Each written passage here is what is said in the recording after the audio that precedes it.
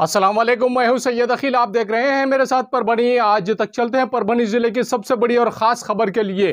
आजच्या 2024च्या सार्वत्रिक निवडणुकीच्या सन्माननीय खासदार साहेबांच्या अर्ज दाखल करण्याच्या निमित्तानं आयोजित केलेल्या या भरगच्च अशा रॅलीला आणि सभेला उपस्थित असलेले महाविकास आघाडीचे सर्व पदाधिकारी, शिवसेनेचे पदाधिकारी, सर्व पक्षाचे नेते मंडळी आणि उपस्थित असलेले मायबाप जनता सर्वांचं या रॅलीमध्ये हार्दिक हार्दिक असं स्वागत करतो।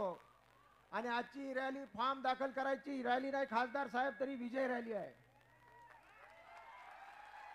महाराष्ट्रात नाही तर देशात अशा प्रकारची फॉर्म भरण्याची रॅली कुठेही बघितली नसेल, ती आज परभणीच्या जनतेने बघितलेली आहे।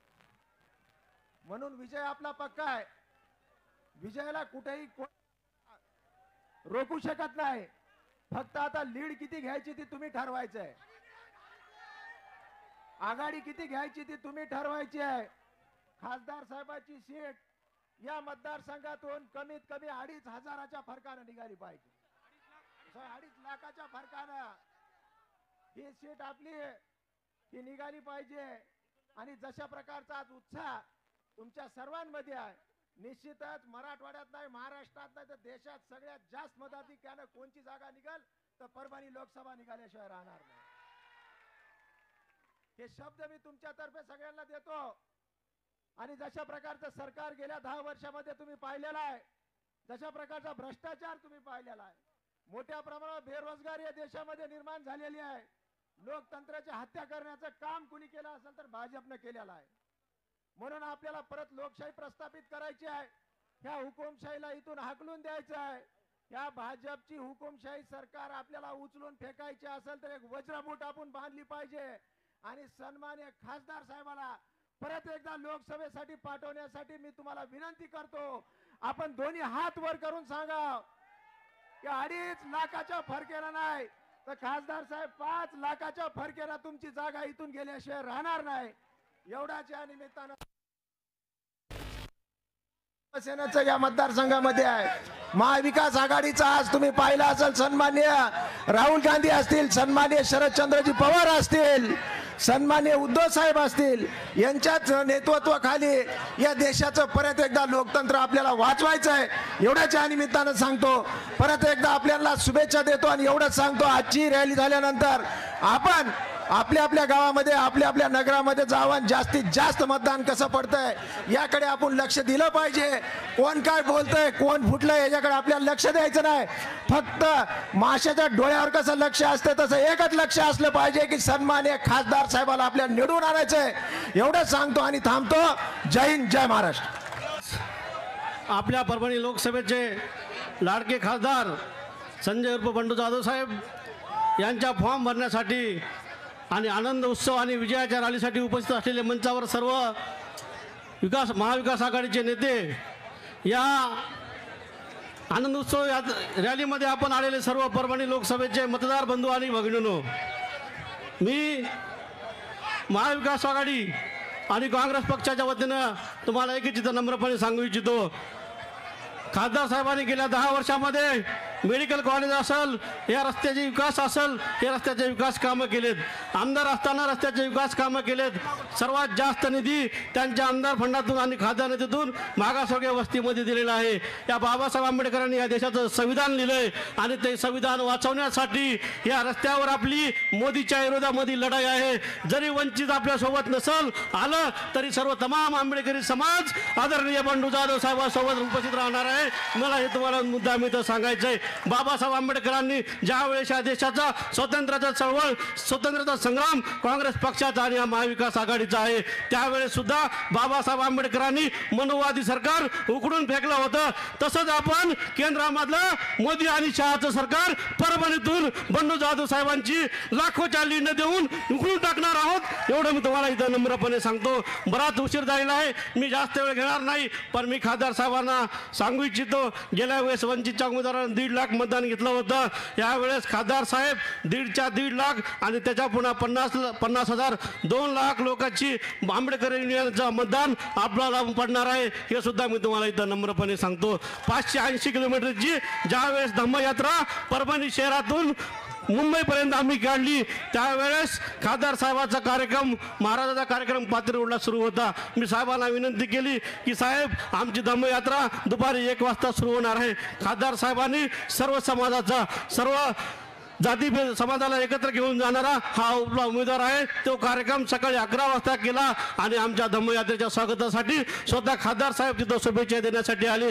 त्यामुळे मी आपल्याला तमाम सर्वांना सांगू इच्छितो की येणाऱ्या काळामध्ये रात्रवैराग्य आहे, एक नमुने आपल्या पुढे येत आहेत। काल तुम्ही बघितलं, अमर अकबर इथं आले होते। 70,000 कोटीचा भ्रष्टाचार, टरबुजाचा भ्रष्टाचार तुम्हाला सर्वांना इथं माहीत आहे। मला एकच इथं सांगायचं आहे, आपली परभणी जी आहे गद्दाराला गाडून टाकणारी ही भूमी आहे, ही संतांची भूमी आहे। आणि मला इथं मुद्दाम सांगायचं आहे, त्यामुळे येणाऱ्या काळामध्ये भाजप असेल, राष्ट्रवादी असेल, ह्या मिंदे सरकारचा शिंदे असेल, ते कोणी इथं आपला उमेदवार उभा करू शकले नाहीत। त्यांना माहिती आहे आपल्याला कोणता उमेदवार इथं आयात करावा लागला। मला मुद्दाम तुम्हाला इथे सांगायचं आहे, इथं सक्षम उमेदवार खासदार बंडू जाधव साहेबांसमोर कोणीही त्यांना मिळालेला नाही। त्यामुळं आजचं हे जे आपला आनंद उत्सव आहे, हे लाखोच्या मतानं बंडू बॉसला लीड देणार आहे, एवढंच मी इथे सांगू इच्छितो आणि माझं मासे संपवतो। जय परभणीमध्ये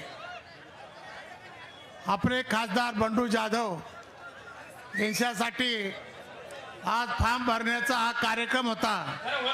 या कार्यक्रमाच्या निमित्त संपूर्ण शिवसेना, काँग्रेस, राष्ट्रवादी आणि सर्व जाती धर्माचे लोक ह्या स्टेजवर आलेले आहेत। आणि म्हणून ह्या लोकसभेला बंडू बॉसला आपल्याला सर्वांना फार मोठ्या मताने निवडून द्यायचं आहे। त्याचं कारण आहे की ते ज्या पद्धतीने जातीवाद घडवण्यासाठी इथे उमेदवार आणलाय, त्याचा पाणीपात झालं पाहिजे। त्यासाठी आपण इथं एका जीवाने, एका पक्षाच्या लोकांनी काम केलं पाहिजे। आज या मतदारसंघामध्ये जवळजवळ रात्रंदिवस मी 2 महिने इथे आहे आणि 2 महिन्यापासून माझ्या तालुक्यांमध्ये संपर्कात सर्व कार्यकर्त्यांच्या राहिलो। आज हा कार्यक्रम सर्व मोठ्या करावा ह्यासाठी सर्व तालुक्यात गाड्या देऊन लोकांना इथं आणलंय। आणि आजचा हा कार्यक्रम बंडू जाधव यांचा महाराष्ट्रात नाही, देशात दिसला पाहिजे। हा कार्यक्रम परभणी म्हटलं की जगात जर्मनी आणि महाराष्ट्रात परभणी तिचं 1 नंबरचं नाव झालं पाहिजे, एवढं बोलतो आणि मी माझे 2 रजा घेतो। धन्यवाद। लोकसभेचे कर्तव्यदक्ष खासदार आदरणीय बंडू जाधव साहेब, सगळ्या व्यासपीठावरची मी माफी मागतो आणि सर्व सन्माननीय महाविकास आघाडीचे सर्व नेते, आपल्या घटक पक्षाचे सर्व नेते, सर्व कार्यकर्ते आणि आज संपूर्ण परभणी लोकसभा मतदारसंघातून आलेले सर्व महाविकास आघाडीचे ग्रामीण भागात, शहरी भागात काम करणारे माझे सर्व तरुण सहकारी, सर्व शेतकरी आणि बंधू आणि भगिनींनो, आता मी खालून बघत होतो या तरुण कार्यकर्त्यांचा उत्साह।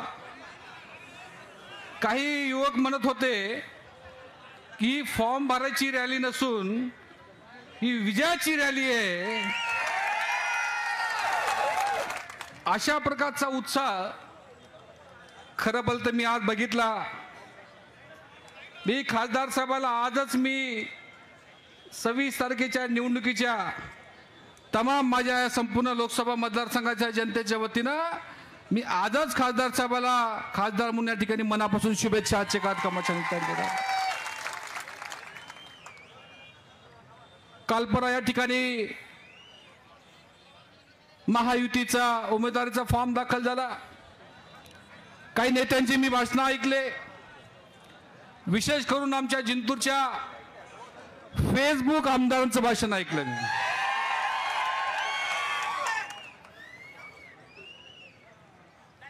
त्यांचं भाषण ऐकलं, त्यांच्या भाषणामध्ये एकच उल्लेख होता, मोदी साहेबांना हे केलं, मोदी साहेबांना ते केलं, तुम्ही काय केलं हे त्यांनी काहीच नाही सांगितलं।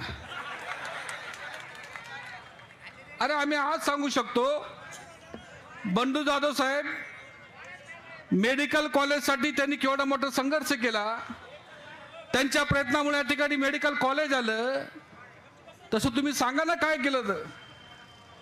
उलट आमच्यावरती आरोप केला की डीपीडीसीचे आम्ही पैसे अडवलेत, आम्ही डीपीडीसी थांबवली. आम्ही डीपीडीसी थांबवली नाही. काही ग्रामपंचायतीचे सरपंच हायकोर्टामध्ये गेल्यामुळे ती डीपीडीसी थांबली. पण काहीतरी खोटे आरोप करण्याचा प्रयत्न कालच्या सभेमध्ये बघितला. तशा पद्धतीने मी आणि खासदार साहेब विकासामध्ये कधी अडवणारे कार्यकर्ते आम्ही नाहीत. म्हणून मला सांगायचं की तुम्ही मोदींच्या नावावर मतं मागायलेत, तुमचं कर्तव्य काय हे जरा लोकांनी सांगा. हे सुद्धा मला आजच्या कार्यक्रमाच्या निमित्ताने आवर्जून या ठिकाणी सांगायचं. या ठिकाणी अनेक गोष्टींचा उल्लेख मला करायचा पण वेळ खूप कमी आहे. या कार्यकर्त्याला सर्व शेतकऱ्याला एकच विनंती आहे की महाविकास आघाडीची संपूर्ण आपली लोकसभा मतदारसंघात प्रचंड ताकद आहे. संपूर्ण नेते या ठिकाणी व्यासपीठावर एकत्र झालेत, सगळे कार्यकर्ते एकत्र झालेत.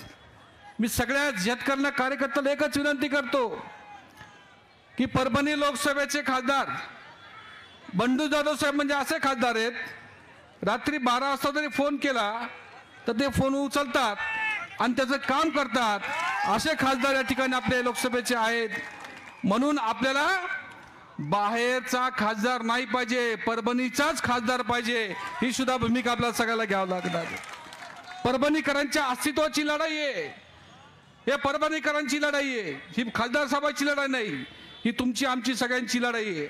म्हणून सगळ्या कार्यकर्त्यांना आणि जनतेला विनंती करतो की उद्याच्या 26 तारखेपर्यंत स्वस्थ बसू नका आणि उद्याच्या प्रत्येक बूथवर मशालीचंच बटन दबलं पाहिजे अशा प्रकारची भूमिका या ठिकाणी घ्या.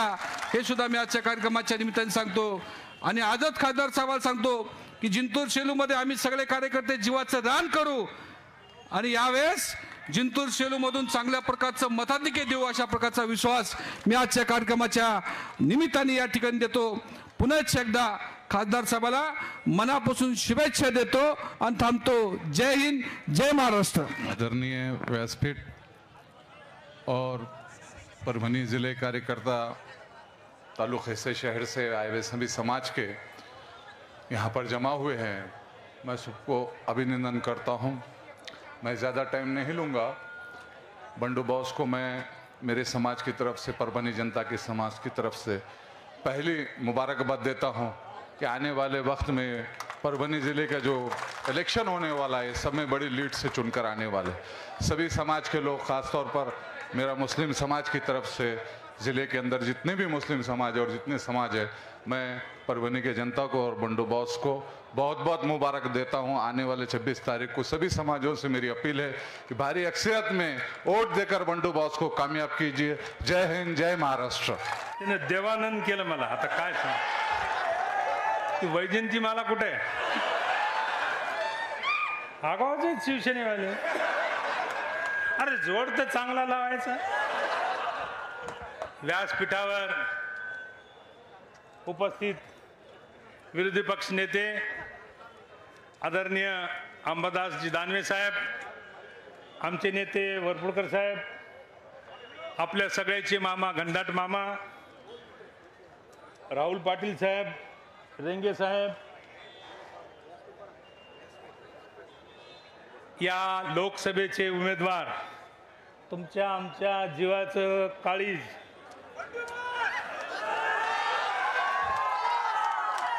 आपला प्रिय मित्र, कोणाचा मित्र असेल, कोणाचा भाऊ असेल, कोणाचा काका असेल, कोणाचा मामा असेल, only only only only only व्यासपीठावरील सर्व पक्षाचे नेते, पुढारी, सर्व कार्यकर्ते उपस्थित, एवढ्या उन्हामध्ये खालून वाहत असताना वघळ, मी जास्त बोलायचं नाही असं ठरवलं होतं, पण तुमच्या त्या वगळामुळं मलाही बोला वाटायला. इकडून गार तिकडून गार, सगळ्याला गार करायचं काम आपल्याला करायचं. मी या ठिकाणी एवढंच विनंती करणार आहे, पक्षाचे वेगवेगळे नेते, पुढारी या काळामध्ये पावसाळ्यामध्ये जशा छत्र्या येतात तशी येत असतात, कधी येत नाही कोणासाठी, पण या दिवसात येत असते. तुम्हाला सांगायची गरज नाही, कारण की तुम्ही शाणे सुरते माणसे. आता मशाल आहे, जे आलं त्याला जाळून टाकायचं काम करायचं. आणि तुम्ही सगळे या ठिकाणी उपस्थित आपले जेवढे लोक तुम्ही इथं आहेत का, याच्या 10 पट बाहेर आहेत. आता उन्हात काय काय होत असेल ते काय सांगा बरं तुम्ही. आता आमचं असं व्हायलं तर तुमचं कसं व्हायलं.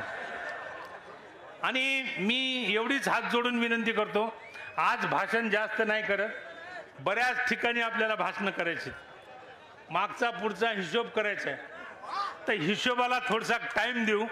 आणि एवढं बोलून मी माझं भाषण संपवतो. जमलेल्या सर्व शेतकरी भावांनो,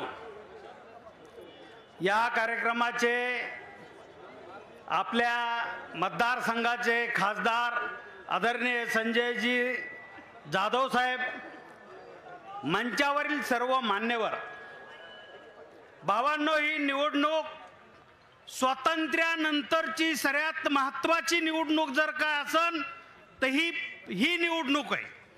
ही निवडणूक शिवसेना, काँग्रेस, राष्ट्रवादी ह्याची निवडणूक नाही, ही हुकुमशहा विरुद्ध लोकशाही ह्याची निवडणूक आहे. भावांनो, मी तुम्हाला सांगतो, हिटलरने बी ज्या पद्धतीने वागणूक दिली त्या पद्धतीची वागणूक आता चालली. हिटलर बी पहिले भाषण, देशभक्तीपर भाषण करायचा. हिटलरने निवडून आल्यानंतर पहिलं काम काय केलं असन तर नोटबंदी केली. हिटलरने दुसरं काम काय केलं असन तर सरी मीडिया बोलून घेतलं आणि त्याला सांगितलं माझ्या बाजूनी बोलायचं पत्रकारायला, नाही तर गोळी नाही तर जेल, हे काम केलं. आणि तिसरं काम खोट्या गोष्टी पसरायच्या. आणि चौथं काम केलं फर्जी शत्रू. फर्जी शत्रू ते झू लोकायला गॅस मध्ये टाकून मारलं. तसं आता फर्जी शत्रू म्हणून मुसलमानाच्या माग लागणारा हा मोदी जेव्हा हिटलर समजून घेतो तेव्हा तुम्हाला सांगतो मोदी आपोआप कळतो. म्हणून ही लढाई भावांनो, ही लढाई साधी सुधी नाही. 8,000चं सोयाबीन 4,000वर आणलं, 14,000चा कापूस 7,000वर आणलं. आपली 4,000ला एका क्विंटल माग जिरविली, त्याची जिरवायची वेळ आता आली. भावांनो, शेतकऱ्याची ज्यांनी माती केली त्याची माती करायची वेळ आता आली. म्हणून भावांनो, तुम्हाला ही निवडणूक एवढी महत्वाची आहे. सरे ईडी, सीबीआय, सरे शिवसेना, काँग्रेस, राष्ट्रवादीच्या विरोधात काय भाजपचे लय काशिवून धुवून आणलेत काय? होय, भ्रष्टाचारी नाहीत काय? मान जर का आता मोदी निवडून गेले, चुकून आपल्याकून झालं तर भावांनो, शेती आपल्या जवळ राहणार नाही. जाती जाती दंगे होते, हे होऊ द्यायचं नसन तर भावांनो एकच काम करा, मोदी हटाव, देश बचाव, एवढंच काम करा. आदरणीय बंडू जाधव साहेबाला लाखोच्या मतांनी निवडून द्या. संजय उर्फ बंडू जाधव आणि व्यासपीठावर उपस्थित राज्याचे विरोधी पक्षनेते दानवे साहेब, अच्छा, सर्वांच्या समितीनं सर्व मान्यवर, वेळ कमी आहे, ऊन खूप आहे, सर्व व्यासपीठावर मान्यवर उपस्थित, सर्व आघाडी पक्षातील सर्व घटक पक्षाचे सर्व पदाधिकारी, कार्यकर्ते, बंधू आणि भगिनींनो, मी काही जास्त वेळ घेणार नाही. परंतु आज परभणी लोकसभा मतदारसंघातल्या मतदारांनी संजय उर्फ बंडू जाधव यांच्या विजय शिक्कामोर्तब केलेला आहे. आता फक्त राहिलं तर निवडणूक आयोगानं शिक्कामोर्तब करायचं बाकी शिल्लक राहिलेलं आहे. आणि म्हणून मी आपल्याला एवढंच सांगेल की या निवडणुकीमध्ये आपण आपले मतभेद, कुठल्याही समस्या किंवा काही जरी प्रश्न असतील तर ही निवडणूक स्थानिक पातळीवरली नाही, ही निवडणूक देशाची आहे. वडले साहेबांनी सांगितल्याप्रमाणे आज देश हुकुमशाहीकडे वाटचाल करू लागलेला आहे. देशामध्ये या मोदी सरकारनं आतापर्यंत काँग्रेस पक्षाच्या सरकारनं या देशामध्ये जे काही विकास केला, ज्या काही संस्था निर्माण केल्या, ते सर्व विकण्याचं काम आज या मोदी सरकारनं सुरू केलेलं आहे. आणि म्हणून हा देश उद्या हा देश आपला अधोगतीकडे वाटचाल करणार आहे. आणि देशातल्या शेतकरी, बेरोजगार, तरुण ह्या लोकांना दिलेले आश्वासनं मोदींनी पाळलेले नाहीत. आणि म्हणून त्यांचं एकच आहे की आता निवडणुकीत खोटे आश्वासनं द्यायचं आणि विजय मिळवायचा. तर मी आपल्याला एवढंच सांगतो की मागच्या वेळेस बंडू जाधव हे प्रचंड मताने निवडून आले, आता त्याहीपेक्षा प्रचंड मतानं आपण सर्वांनी मिळून त्यांना उद्याच्या निवडणुकीत विजयी करू आणि या देशामध्ये मोदी हटावचा शुभारंभ परभणीतून करू, एवढं सांगतो. भव्य रॅलीला जमलेले सर्व परभणी जिल्ह्यातील आणि परतूर आणि घनसावंगी मतदारसंघातील सर्व मतदार, मी आपल्याला सांगू इच्छितो की परतूर मतदारसंघ आणि घनसावंगी मतदारसंघ हे जालना जिल्ह्यात असले तरी परभणी लोकसभा मतदारसंघातला आहे. आणि आम्ही सर्वजण या ठिकाणी, आम्ही असेल, शिवसेनाचे जे बोराडे असतील, राष्ट्रवादी असेल, तिन्ही मिळून एका विचारानं परभणी जिल्ह्यात सगळ्यात जास्त मोठी लीड परतूर मतदारसंघातून देण्याची आम्ही या ठिकाणी घेतो. आणि मराठवाड्यात सगळ्यात जर जास्त लीड नशीब निघाली तर ही परभणीची निघेल, ही खात्री नाही. कारण की आज हा एवढा जनसमुदाय आणि बंडू बॉसचं काम, त्या ठिकाणी त्यांचं कार्य आज आपण जवळून पाहतो. सगळ्या क्षेत्रात, आज धार्मिक क्षेत्रात असेल, आज एक एक महिना वारीत राहणारे आणि सर्व समाजाला सोबत घेऊन चालणारे. आज पाहिलं की मोठ्या प्रमाणावर या ठिकाणी मुस्लिम समाजसुद्धा फार मोठ्या प्रमाणावर रॅलीत सगळेजण फुलाची उधळण करत होते. म्हणून मी खात्री देतो की आम्ही सर्वजण आपल्या सोबत आहोत आणि निश्चितच आपला विजय हा येणार आहे. आता हे जे लोक आहेत, बाकीचे विरोधक, यांचे जे सगळे आता कारनामे आपल्या सगळ्यांच्या समोरच आहेत, आपल्याला सगळ्याला माहिती आहे, त्याच्या बाबतीत सांगायची गरज नाही. हे संपविण्यासाठी आपल्याला एकजूट होणं अत्यंत गरजेचं आहे. एवढं बोलतो आणि या ठिकाणी आणि कार्यक्रमाला उपस्थित असलेले महाराष्ट्राचे विरोधी पक्ष नेते दानवेजी, व्यासपीठावर आलेले असलेले वरपुडकर, खासदारीचे उमेदवार बंडू जाधव, भांबळेजी, सीतारामजी घनदाट आणि उन्हातापात या मोदीच्या झोटिंगशाहींचा मुर्दा पाडण्यासाठी जमा झालेल्या माझ्या शेतकरी बंधूंनो आणि बांधवांनो, मी फक्त कालच्या सभेच्या वृत्तांतांचं वर भाषण करणार. काल 1 एप्रिल होती आणि एप्रिलला काय म्हणतात, मग काल हो, पण अरे एक फूल 2 हाफ पैकी 2 हाफ आले आणि जानकरलाच फूल बनवून गेले. जानकर साहेबांनी सभेत सांगितलं, गवारे साहेब आमचे दोस्त आहे. म्हणलं दोस्त आहे. त्यांना मंत्री करताना सुद्धा आम्ही गोपीनाथराव मुंडेंबरोबर होतो. पण जानकर साहेब तुम्हीच या काल इथं सांगितलं आमचा हा लग्न न केलेला ब्रह्मचारी आहे. मला जानकरांबद्दल अत्यंत आदर आहे. पण जानकर साहेब तुम्ही रस्ता चुकलाय. आम्ही तुम्हाला व्यवस्थित माडा देऊ लागलो होतो, पण तुम्हाला त्या 2 हाफ फुलनी फुल करून इथं आणलंय. परभणीमध्ये आणून तुमचा गेम केलेला आहे. आणि म्हणून मी माझ्या तमाम बांधवांना बोलत असताना जानकर साहेबांना विचारलं की बाबा, देवेंद्र फडणवीसनं बारामतीमध्ये तुम्ही उपोषण चालू असताना, मी असताना कबूल केलं होतं धनगरांच्या उपोषणामध्ये, मला आमंत्रित करा, पहिल्या कॅबिनेटमध्ये एसटी करतो. माझं सरकार द्या, पहिल्या कॅबिनेटमध्ये. महाराष्ट्र सरकारने आतापर्यंत धनगरांना एसटी मध्ये टाकण्याचा ठराव पास केलेला नाही. मग देवेंद्र फडणवीसने केलं काय? धनगरांना तर एसटीचं प्रवर्तन दिलं नाही, पण धनगर समाज एसटीचं भागतायत. म्हणून भारतीय जनता पक्षाच्या भारती पवार, मंत्री आदिवासी भारतीय जनता पक्षाच्या नंदुरबारच्या खासदार हिना गावित, अजितदादा पवारचे उपसभापती जिरवळ, हे सर्व आदिवासींचं शिष्टमंडळ होऊन गेलंय. काही झालं तर धनगरांना एसटी मध्ये होऊ देणार नाही हा सांगणारा देवेंद्र फडणवीस होता. आणि जानकर साहेब,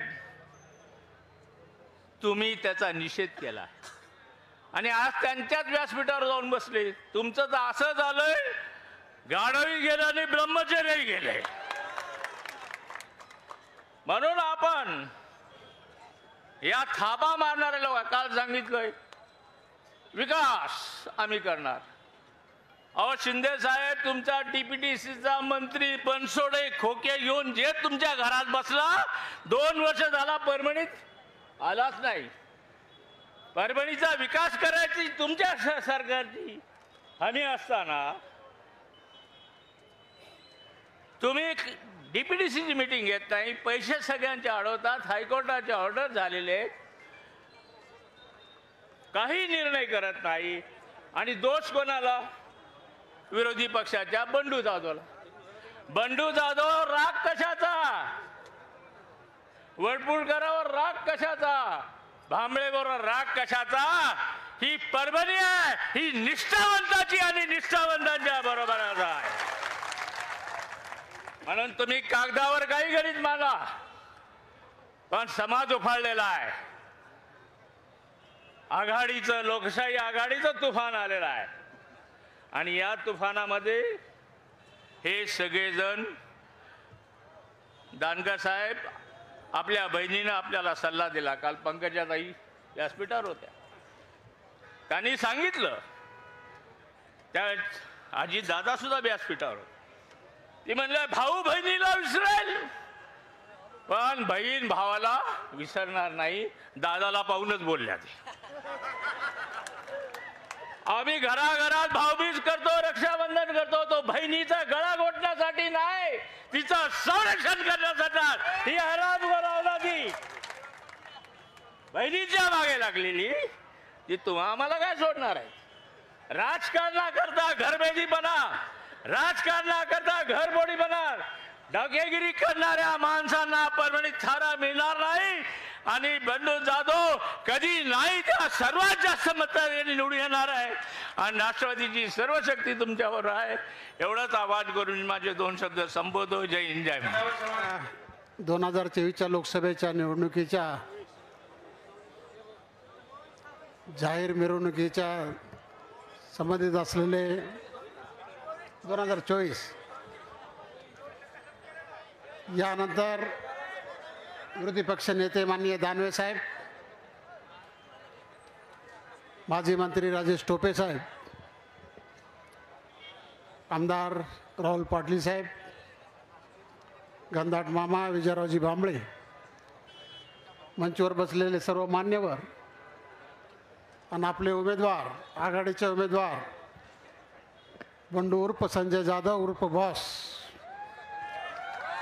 यांचा फॉर्म भरण्यासाठी आपण प्रचंड शक्तीने या ठिकाणी हजर आहोत. कधी भूतो न भविष्य एवढ्या मोठ्या या ठिकाणी एवढी मोठी मिरवणूक आणि एवढी मोठी ताकद आपण या ठिकाणी आज दाखवून दिलेली आहे. मी आपल्याला सांगतो, विजयरावजी गव्हाणेंना आता फार चांगलं भाषण केलं, परंतु हा काळ हा शेतकऱ्यासाठी घातक असलेला काळ आहे. संविधान बदलण्याचं काम या ठिकाणी चाललेलं आहे. अशा अनेक समस्या घेऊन आज मोदी सरकार, हे भाजप सरकार नाही, मोदी सरकार, या मोदी सरकारला हटवण्याचं काम आपण या पूर्ण इंडिया आघाडीच्या सर्व लोकांनी, जे भारतातले 21 पक्ष आहेत, हे 21 पक्ष आपण एकत्रित येऊन हे काम करण्याच्या संदर्भात आपण ठाम गाठ आपण या ठिकाणी बांधलेली आहे. आपल्या मतदारसंघामध्ये 6 मतदारसंघ आहेत विधानसभेचे, आणि 6 मतदारसंघापैकी 6 मतदारसंघापैकी 3 मतदारसंघ हे आघाडीमधले आहेत. आणि या 3 मतदारसंघामध्ये आघाडीचे जे आमदार आहेत, राजेश टोपे आहेत, मी आहे, राहुल पाटील आहेत आणि पूर्ण लोकसभेचे खासदार आहेत. विजयरावजी भांबळे आहेत. विजयरावजी भांबळे अजितदादाच्या अत्यंत जवळचे निकटवर्ती सहकारी होते. पण ज्यावेळेस सत्ता पलटली त्यावेळेस विजयराव भांबळे आघाडीबरोबर राहिले, तिकडे गेलेले नाहीत. त्याचा उल्लेखसुद्धा आपण या ठिकाणी करायला पाहिजे. मामा आहेत, परंतु आमच्या चौघावर सुद्धा पुष्कळसा दबाव असून सुद्धा या ठिकाणी आम्ही एकसुद्धा परभणी जिल्ह्यातला एक माणूससुद्धा आघाडी सोडून यात कुठे गेलेले नाही, गद्दार झालेले नाहीत. आणि म्हणून जे गद्दार झालेले आहेत, आम्ही खोके न घेतलेले माणसं आहेत. जे 50 खोके आम्हीच जे घोषणा देत होते ते पुन्हा तिथं जाऊन बसलेत. अशी परिस्थिती आता आपल्याला बघायला मिळते. आपल्याला काय सांगितलं मागच्या निवडणुकीमध्ये मोदीजीनं? 15 लाखाचं तर आहेच आहे, पण आता काय सांगतात? मोदी की गॅरंटी. मोदी की गॅरंटी 15 लाखाचं नव्हती का? मोदी की गॅरंटी शेतकऱ्याचं दुप्पट उत्पन्न करून देण्याची नव्हती का? होती की नव्हती? मोदीचे नायक म्हणजे आधारभूत किमती वाढवण्याच्या संदर्भात नव्हती का? होती. अशा अनेक होत्या निवडणूक, पण त्यांनी काही पाळलेली नाही. म्हणून आता मोदीची आघाडी, मोदीची जी गॅरंटी आहे ती गॅरंटी पाळण्याचं काम आपण या ठिकाणी कधी त्यांनी केलेलं नाही आणि पुढे करणार नाहीत. परंतु सारख्या टी व्हीवर आता पूर्ण आहेत की मोदी की गॅरंटी, मोदी की गॅरंटी. आम्हाला एकानं सांगितलं, अरे ज्यानं 7 जन्माची त्यांची गॅरंटी घेतली होती बायकोची, त्याची पाळली नाही तर आपली कुठून पाळणार आहे? म्हणजे ही परिस्थिती आता आपल्या मोदी संदर्भात आहे. आणि मोदीचा नारा काय होता? न खाऊंगा न खाने दूंगा, न खाऊंगा न खाने दूंगा, लेकिन खाने वाले को भाजप में लाऊंगा.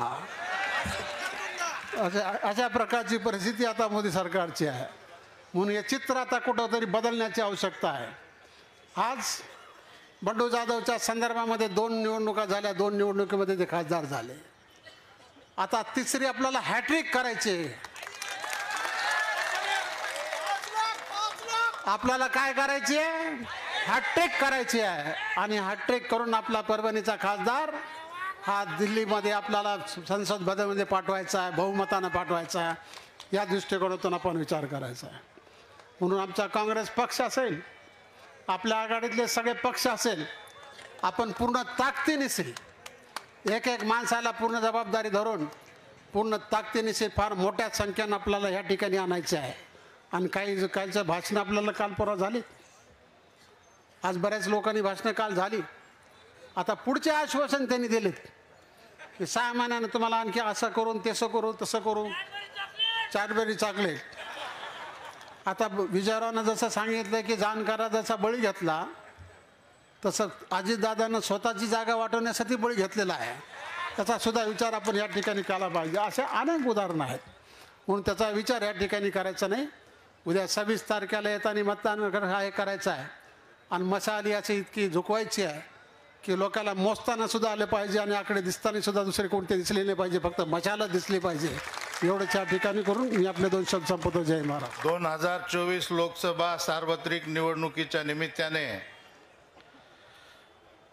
आपल्या महाविकास आघाडीचे अधिकृत लोकप्रिय उमेदवार खासदार संजय उर्फ बंडू उर्फ बॉस जाधव साहेब या ठिकाणी मंचावर उपस्थित सर्वच सन्माननीय नेते, काँग्रेस, राष्ट्रवादी आणि शिवसेना पदाधिकारी, मित्र हो, पत्रकार बंधू, सर्वांना नमस्कार. खरं तर मला आपल्या सगळ्यांना भेटून आणि नेत्यांना भेटून खूप आनंद या ठिकाणी वाटतोय. आदरणीय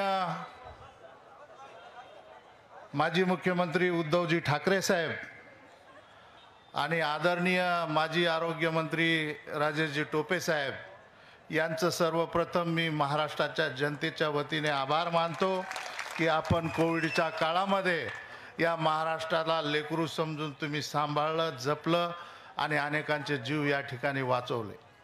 इतक्या कठीण काळामध्ये संघर्ष करणारे संघर्ष योद्धे आणि त्यांच्या पाठीशी मग बाळासाहेब थोरात असतील, सोनियाजी गांधी असतील, शरद पवार साहेब असतील किंवा घटक पक्षाचे महाविकास आघाडीचे सर्व नेते असतील, मी सर्वांचं या ठिकाणी जनतेच्या वतीनं आभार व्यक्त करतो. खरं तर टोपे साहेब, मी स्वतःला खूप भाग्यवान समजतो की माझी निवड या कोविडच्या काळामध्ये, लॉकडाऊनमध्ये एका ठिकाणाहून दुसऱ्या ठिकाणी जाणं येणं बंद होतं. जिल्ह्याच्या बॉर्डर सील केलेल्या होत्या. त्यावेळेस माझी निवड झाली आणि तत्कालीन पक्षाध्यक्षा सोनियाजी गांधी, तत्कालीन निरीक्षक मल्लिकार्जुनजी खरगे साहेब, माझे नेते खासदार राहुलजी गांधी साहेब, शरद पवार साहेब आणि मूळ ओरिजिनल शिवसेनेचे शिवसेना प्रमुख उद्धव ठाकरे साहेब, या सर्वांनी माझी निवड केली. नुसती निवडच नाही केली तर माझा फॉर्म भरण्यासाठी मुख्यमंत्री उद्धव ठाकरे साहेब अर्धा तास तिथे थांबून होते. सर्व नेते त्या ठिकाणी थांबून होते आणि त्यामुळे माझी जबाबदारी या ठिकाणी वाढलेली आहे. आणि ते कर्ज फेडण्यासाठी मी परतूर विधानसभा आणि मंठा परिसरातून बंडू बॉसला पूर्वीच्या पेक्षा 1.5 पटीने जास्तीचं मतदान या ठिकाणी देणार आहे. मी धन्यवाद करीन सर्व नेत्यांचं की त्यावेळेस त्यांनी मला बिनविरोध आमदार केलं. नसता माझं सुद्धा चंद्रकांत हंडोरे साहेबासारखं झालं असतं. आणि चंद्रकांत हंडोरे साहेबासारखं ज्यांनी कोणी केलं त्यांनी ते पाप नुसतं उमेदवाराला पाडण्यापुरतं नव्हतं केलं, तर त्यांनी हे सरकार पाडण्याचं पाप त्या ठिकाणी केलेलं आहे. महाविकास आघाडीचं सरकार गेल्यामुळे आज शेतकऱ्यांचे जे हाल होत आहेत, ज्या पद्धतीचे भाव आपल्याला मिळायला पाहिजे, सोयाबीन असेल, कापूस असेल, एकीकडे गारपीट, एकीकडे अतिवृष्टी, एकीकडे दुष्काळ, दुसरीकडे विम्याच्या कंपन्यांसोबत सरकारची सेटिंग आणि त्या माध्यमातून छळ जो चालू आहे शेतकऱ्यांचा, त्याचं उत्तर आपल्याला द्यायचं आहे मतदानाच्या माध्यमातून. मशाल या चिन्हासमोरील बटन दाबून आपल्याला मोठ्या संख्येने आपल्या खासदाराला तिसऱ्यांदा, म्हणजे नो बॉलवर 6 हॅट्रिक, तिसऱ्यांदा खासदार म्हणून त्या ठिकाणी पाठवायचं आहे. मी मंठ्याच्या सभेत बोललो होतो तेच या ठिकाणी बोलतो की जालना जिल्ह्यातून आदरणीय टोपे साहेब यांच्या मार्गदर्शनाखाली, त्याच्यानंतर चोते साहेब आणि जेतले साहेब यांच्या मार्गदर्शनाखाली मी त्या ठिकाणी मोठ्या कसोशीने काम करणार आहे. माझ्या परिसरातून, माझ्या एरियामधून मी जास्तीचं मतदान त्या ठिकाणी मिळवून देणार आहे. माझे सर्व सहकारी निळकंठ वायाळ, शरद बोराडे, सचिन राठोड, बाबा राठोड, पंडित राठोड, एजे बोराडे, अण्णासाहेब खंदारे आणि दत्ता बनसोडे, सर्व सहकारी, गौतम असतील, सर्व सहकारी त्या ठिकाणी मोठ्या पद्धतीने तयारीला लागलेले आहेत. मित्रांनो, शेवटचं एकच विनंती करेल, लढाई ही लढाई असते, इलेक्शन हे इलेक्शन असतं, याच्यात गाफील राहून चालत नाही. एकीकडे आपल्या उमेदवाराला पराभूत करण्यासाठी भाजपला पश्चिम महाराष्ट्रातून उमेदवार आणावा लागला, इतक्या दुरून, म्हणजे त्यांच्यावरती ही वेळ येऊन ठेपली. दुसरीकडे आपल्याला ही लढाई देशासाठी लढायची आहे, देशाचं संविधान वाचवण्यासाठी लढायची आहे. कारण यावेळेस जर आपण चुकलो तर मला माहीत नाही की पुढच्या वेळेस सार्वत्रिक निवडणुका होतील की नाही होतील, कारण तिथे फेकूचं सरकार आहे. मी लहानपणी ऐकायचो भारत सरकार, आता मी ऐकतो मोदी सरकार. आता मला हे कळत नाही की यांचा नावाचा 7-12 कधी आणि कसा झाला, काय कोणी मला ह्याचं मार्गदर्शन करेल का? मी शिकलेलं नागरिक शास्त्र विसरून गेलोय. इतक्या घडामोडी ह्या 2-3 वर्षामध्ये, कोण 4 वाजता शपथविधी घ्यायला, कोण पळून चाललं, कोण काय करायला. तर मी तुम्हाला सांगतो, सगळ्यात खोटा माणूस या देशाचं पंतप्रधानपदी बसलेला आहे. मी ह्याच्यामुळे सांगतो की संत रामराव महाराज हे संत सेवालाल महाराजांचे वंशज, यांना भेटल्यानंतर याच मोदींनी त्यांना प्रॉमिस केलं होतं की संपूर्ण देशामध्ये बंजारा समाज एका सूचीमध्ये आणू, आदिवासी संवर्गात आणू. आम्हाला आमचं सरकार आलं की आम्ही ताबडतोब निर्णय घेऊ. परंतु जो माणूस संत रामराव महाराजांना खोटं बोलू शकतो त्याला संत रामराव महाराज, संत सेवालाल महाराज आणि बंजारा समाज कधीही माफ करणार नाही. या निवडणुकीत त्याचा हिशोब बंजारा समाज केल्याशिवाय राहणार नाही. बंजाराच नाही तर शेतकरी असतील, महिला असतील, तरुण असतील, बेरोजगार असतील, हे मोठ्या संख्येने महाविकास आघाडीच्या सोबत आहे. मित्रांनो, अगदी थोडक्यात एक गोष्ट सांगू इच्छितो की भारताचा नकाशा जर तुम्ही आठवला तर नॉर्थ ईस्टमध्ये भाजप नाही आहे, दक्षिणेमध्ये भाजप नाही, केरळमध्ये भाजप नाही, तमिळनाडूत भाजप नाही, कर्नाटकमध्ये भाजप नाही, तेलंगणामध्ये भाजप नाही, आंध्रामध्ये भाजप नाही, हिमाचलमध्ये भाजप नाही, पंजाबमध्ये भाजप नाही, दिल्लीमध्ये भाजप नाही. मग कुठून 400 पार? ह्या सगळ्या खोट्या गोष्टी लोकांच्या डोक्यावरती बिंबून या मशीनच्या माध्यमातून घोळ करण्याचा एक प्रयत्न या ठिकाणी होणार आहे. मी सांगतो की मला पत्रकारांना सुद्धा विनंती करायची आहे की राहुल गांधी यांनी मागणी केलेली आहे की EVM मशीनची काउंटिंग जशी करता तशी बाजूच्या PTT बॉक्स जे बॉक्स असतं त्याच्यात जे बॅलेट पडतं त्याची सुद्धा काउंटिंग या ठिकाणी झाली पाहिजे. मी माझ्या वतीने आणि काँग्रेसच्या वतीने बंडू बॉसला शुभेच्छा देतो. सर्वांना विनंती करतो की आपण मतदानाच्या दिवशी आपण कितीही मोठे जरी नेते असलो तरी आपल्या बूथवरती थांबून जबाबदारीने मतदानाचं कार्य पार पाडावं. जय हिंद, जय महाराज. अभूतपूर्व अशा आजच्या बंडू बॉसच्या फॉर्म भरण्याच्या रॅलीच्या या समारोप कार्यक्रमाप्रसंगी या ठिकाणी उपस्थित असलेले आपल्या सर्वांचे लोकप्रिय, आवडते आणि 26 तारखेला 100% तिसऱ्यांदा लोकसभेत जाणारेच उमेदवार आदरणीय बंडू बॉस या ठिकाणी उपस्थित, विरोधी पक्षनेते आमचे मित्र श्री अंबादासजी दानवे, विधिमंडळातील आमचे सगळे सहकारी राहुल पाटील, राजेश राठोड, माजी आमदार सुरेश जेतलियाजी, विजय भांबळेजी, तुकारामजी रेंगे साहेब,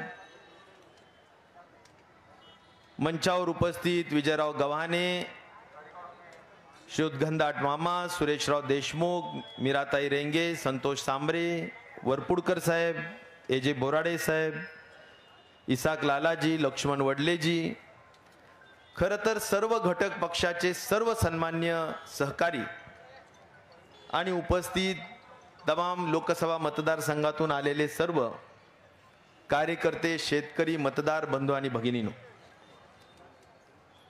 अतिशय अभूतपूर्व अशी ही रॅली झालेली आहे आणि या रॅलीच्या माध्यमातून आपण सगळ्यांनी तुमच्या सगळ्यांच्या शुभेच्छेची शिदोरी घेऊन या ठिकाणी बंडोबस्तचा फॉर्म आपण भरलेला आहे. मित्रांनो, सध्या सामाजिक स्वास्थ्य म्हणजेच समाजामधली एक जे आरोग्य ज्याला म्हणेल ते आरोग्य बिघडलेलं आहे आणि हे बिघडवण्याचं पाप जर कोणी केलं असेल तर ते बिघडवण्याचं पाप सध्याच्या महायुतीच्या या सरकारने केलेलं आहे. आणि त्यामुळं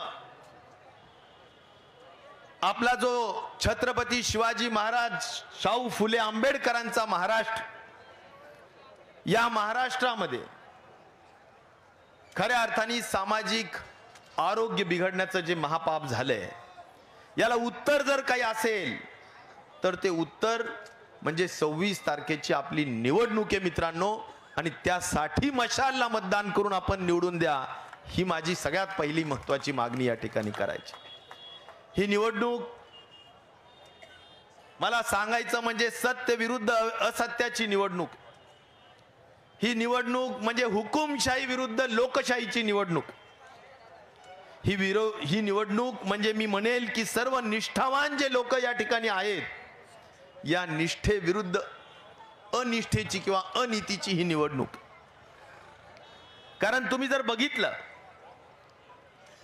तर आतापर्यंत आपण बघितलं, एकदा एक जोक आला होता, मी बघितला पेपरमध्ये, आणि त्यात असं सांगितलं होतं की दरोडा टाकून दरोडेखोरांनी एखादं घर लुटल्याची आपल्याला माहिती आहे, पण जाता जाता दरोडेखोरांनी जाता जाता त्या घराची पाटी सुद्धा घेऊन गेलेत, हे आम्ही कधीच ऐकलं नाही. ते या सध्याच्या भाजपच्या सरकारमध्ये झाले. म्हणजे शेमड्या मुलाला सुद्धा माहिती आहे की शिवसेना कोणाची, तर ती बाळासाहेब ठाकरेंची, उद्धव ठाकरेंची. लहान मुलांना माहिती आहे की राष्ट्रवादी कोणाची.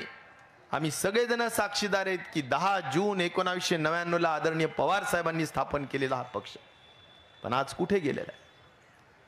सांगायचा मुद्दा एवढाच आहे मित्रांनो, की आपण जे म्हणतो हुकुमशाही विरुद्ध लोकशाही, त्याचे हे उदाहरण मी देतो. सत्तेचा दुरुपयोग करण्याचे उदाहरण मी देतो. आणि त्यामुळं आपल्याला या सगळ्या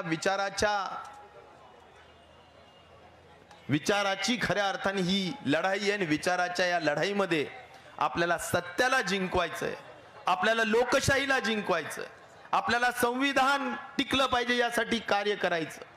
हा महत्वाचा विचार घेऊन आपण आपल्या गावात जा, बूथवर जा आणि काम करा.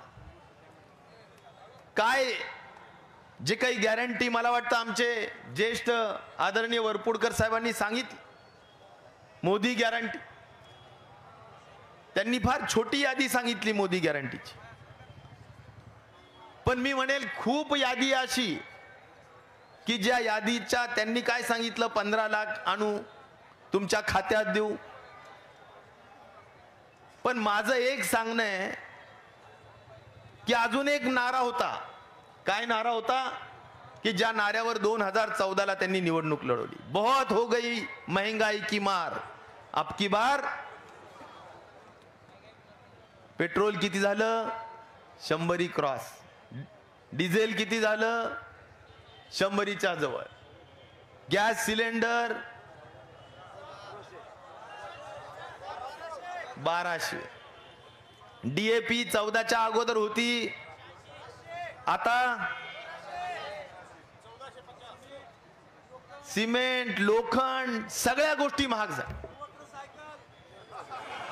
मोटरसायकल.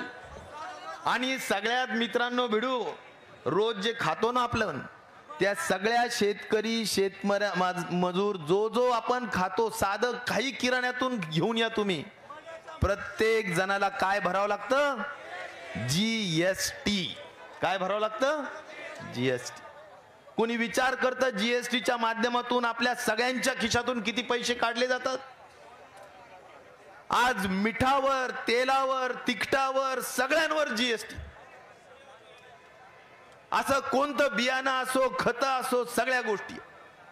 मग या खिशातून GSTच्या माध्यमातून हजारो रुपये काढायचे आणि इकडून काय द्यायचे, तर म्हणे आम्ही महिन्याला तुम्हाला 500 रुपये महिना, 600 रुपये महिना. मित्रांनो, ह्या गोष्टी चालणार नाही.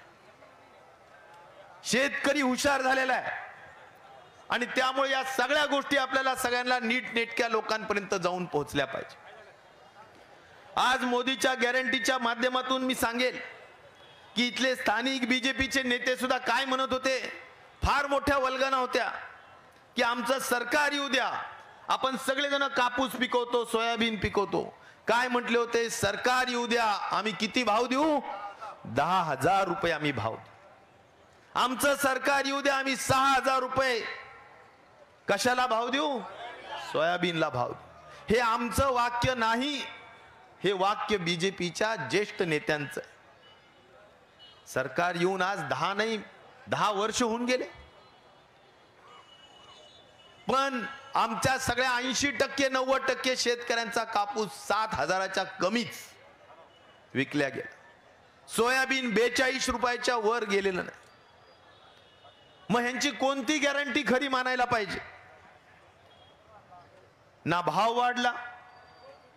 आज त्यांनी सांगितलं 2 कोटी लोकांना आम्ही नोकऱ्या देऊ. ही आमचं नाही, मोदी गॅरंटीचं बोलतोय. 2 कोटी. आणि इथून आम्ही तुम्हाला सांगतो, उद्धवजी ज्यावेळी मुख्यमंत्री होते त्यावेळी इथले लाखो लोकांना रोजगार देणारे मोठे मोठे प्रकल्प, मग ते वेदांता फॉक्सकॉन असो किंवा या ठिकाणी एअरबस असो, हे सगळे प्रकल्प त्या ठिकाणी बाहेर घेऊन जाण्याचं काम त्या ठिकाणी करण्यात आलं. आणि म्हणून सांगण्याचा मुद्दा असा आहे की मित्रांनो, बेरोजगारी वाढली आहे, महागाई वाढली आहे, भ्रष्टाचार वाढलाय, सामाजिक स्वास्थ्य बिघडलंय. या सगळ्या गोष्टीच्या अनुषंगाने मित्रांनो, आपल्याला कोणत्या गॅरंटीच्या माध्यमातून आज बीजेपी मतदान मागतं? आणि म्हणून आपल्या सगळ्यांना एक लक्षात घेतलं पाहिजे की नीतिमत्ता, नैतिकता, सचोटी ह्या सगळ्या गोष्टी ज्या राजकारणात फार महत्वाच्या असतात, आपला पक्षाचं धोरण, आपलं नेतृत्व हे खरं बोलणारं असलं पाहिजे. पण आज सगळ्या भूलथापा देऊन आपल्या मतांचं, खऱ्या अर्थाने मतांवर डोळा ठेवून या लोकांनी आपलं मतदान घेतलं, फसवणूक केली. मला या ठिकाणी सांगायचंय की आपल्या सगळ्यांना त्या दृष्टिकोनातून लोकशाही जिवंत ठेवायची असेल तर आपल्याला या सगळ्या गोष्टींच्या अनुषंगाने सचोटीनं काम करणार. कारण आज तुम्ही बघा, राहुल गांधी, आदरणीय सर्वात ज्येष्ठ नेते आणि मी म्हणेल सगळ्यात तरुण 83 वर्षाचा युवक आदरणीय शरद पवार साहेब आणि लढवय्या बाणा असणारे शिवसेनेचे नेते उद्धव बाळासाहेब ठाकरे, हे सगळ्या नेत्यांच्या जर तुम्ही खऱ्या अर्थाने त्यांचा DNA बघितला, मी या तिन्ही नेत्यांच्या संदर्भात एवढंच सांगेन की ना थांबला ना सूर्य कधी, ना थांबली ना धारा, या बेधुंद वादा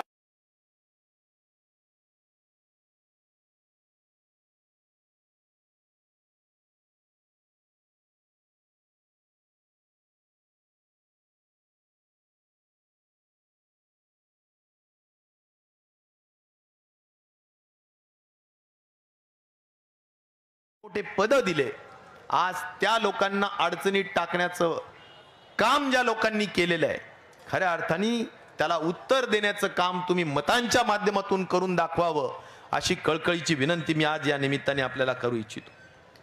आणि म्हणून माझं आपल्या सर्व उपस्थितांना सांगणं आहे की अत्यंत म्हणजे सर्व पक्ष या ठिकाणी एक जीवानी आहे. आम्ही सगळे बंडूभावाच्या विरोधात मागच्या टर्मला होतो, पण आम्हाला कधी जाणवलं नाही की विरोधी काही भूमिका घेऊन काही विषय केलेले आहेत. सज्जन व्यक्ती आहेत, हरिभक्त परायण आहेत.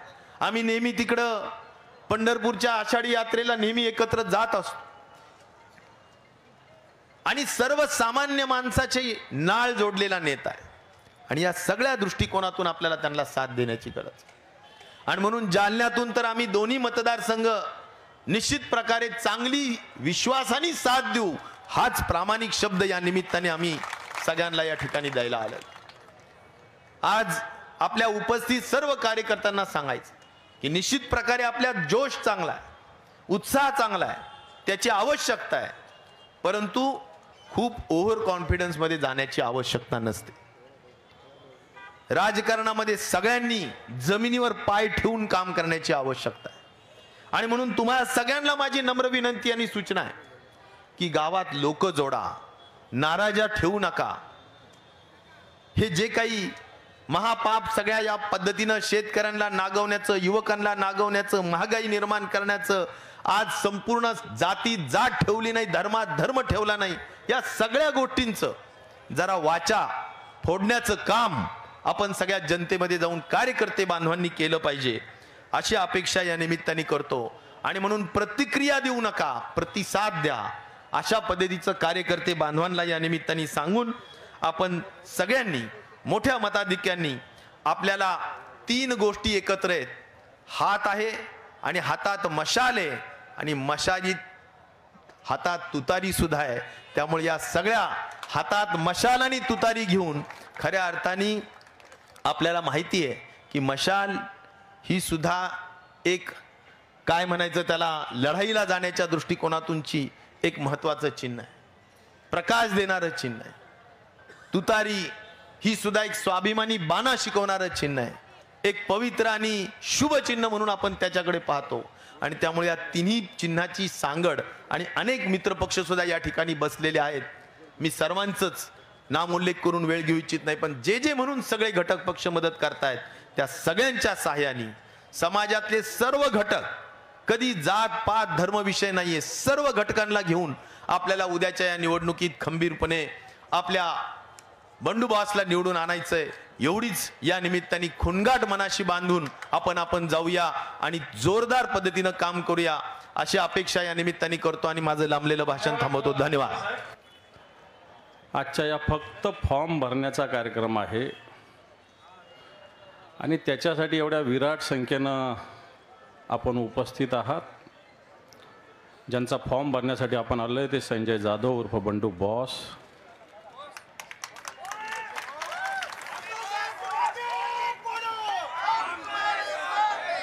कोविड काळामध्ये या महाराष्ट्रात उद्धवजी ठाकरे साहेबांच्या खांद्याला खांदा लावून या महाराष्ट्रातील जनतेच्या आरोग्याची ज्यांनी चिंता केली, काळजी केली, त्या राज्याचे माजी मंत्री आदरणीय राजेश भैया टोपे, जिल्ह्याचे अध्यक्ष काँग्रेसचे तथा आमदार मान्य सुरेशजी वरपुडकर साहेब, माझे सहकारी आमदार राहुलजी पाटील, राजेंद्रजी राठोड, माजी खासदार तुकारामजी रेंगे साहेब, विजयजी भांबळे साहेब, सीताराम मामा गंधाट, सुरेशजी जेतलिया, काँग्रेसचे नेते सिद्धार्थजी हत्तीअंबेरे, सुरेशजी देशमुख, शिवसेनेच्या महिला आघाडीच्या संपर्क संघटक ठाकरेताई, माजी आमदार दुधगावकरताई, लटपटेताई, शिवसेनेचे जिल्हा प्रमुख विशालजी कदम, एजे बोराडे, लक्ष्मणरावजी वडले,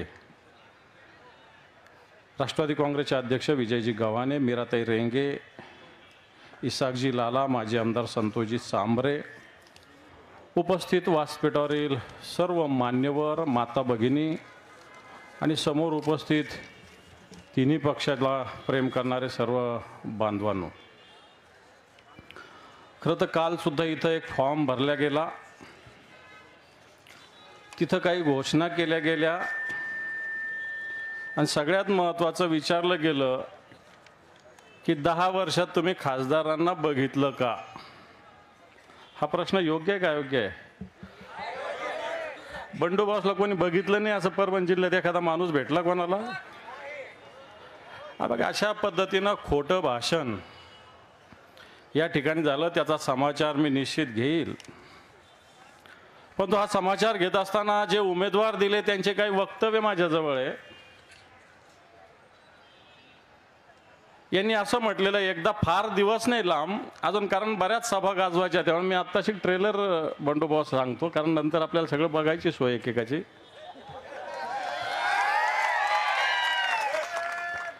त्यांनी असं म्हटलं, भाजप छोट्या पक्षाचा वापर करून फेकून देतो, मोठी माणसं आल्यावर छोटी माणसाची गरज त्यांना राहत नाही. हे कोणी म्हटलं? कोणी? हा, हे फार दिवस नाही झाले, महिना झाला.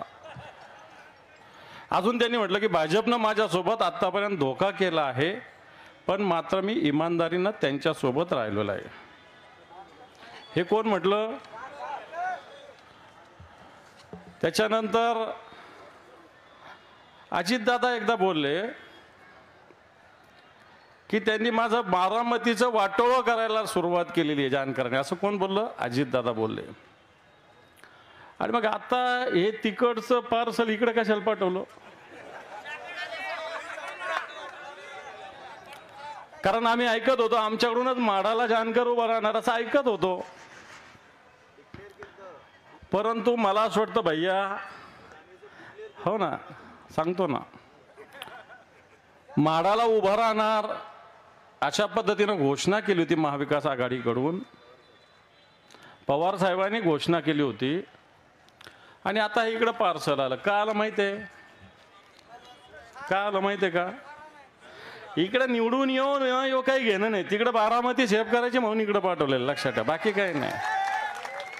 इकडे निवडून, कारण इथं सुद्धा काल तेच बोलले, 2-3 लोक तयारी करत होते. कोण कोण करत होते मी कशाला या सभेत भाषणात नाव घेऊ, त्यांचं मला काय गरज पडली नाव घ्यायची. पण जर 3-3 लोक तुमची तयारी करत असल्यावर तुम्हाला बाहेरचा घेऊन यावा लागला. आता तुम्हाला बाहेरच्याची, घरचं सोडून बाहेरच्याची सवय झाली, त्याला आम्ही तरी काय करू शकतो? बरोबर का नाही? मग शिवसेना लागते तुम्हाला, शिवसेना फोडून लागते, राष्ट्रवादी फोडून लागते तुम्हाला. आपण अशा पद्धतीनं भारतीय जनता पार्टीला घरचे सोडून बाहेरच्या बरोबर राहायची सवय झाली. आपल्याकडे बाहेरच्या बरोबर राहणाऱ्याला काय म्हणते चांगलं माहिती आपल्याकडे मराठवाड्यामध्ये. आणि बाहेरचा जो असतो त्याला काय म्हणत असतात हेही आपल्याला चांगल्या पद्धतीनं माहिती आहे. आपण अशा पद्धतीनं इथं उमेदवार दिलेले आहेत. मला असं वाटतं उमेदवार जे दिलेले त्यांना एक बकरा बनवण्याचा प्रयत्न आहे. मागच्या वेळेस यांना 3 जागा दिल्या होत्या या महाराष्ट्रात. त्यातल्या 2 जागा तुमच्या परभणीत होत्या आणि 1 जागा दौंडला दिली होती. आणि या सगळ्या 2ही जागा उमेदवारी तर त्यांच्या पक्षाला दिली, पण चिन्ह भाजपचं दिलं होतं आणि हे लोक भाजप बरोबर. तुमचं जिंतूरचं तसंच झालं होतं, भांबळे साहेब बरोबर का? दौंडचं तसं झालं होतं, गंगाखेडचं गनिमत राहिला.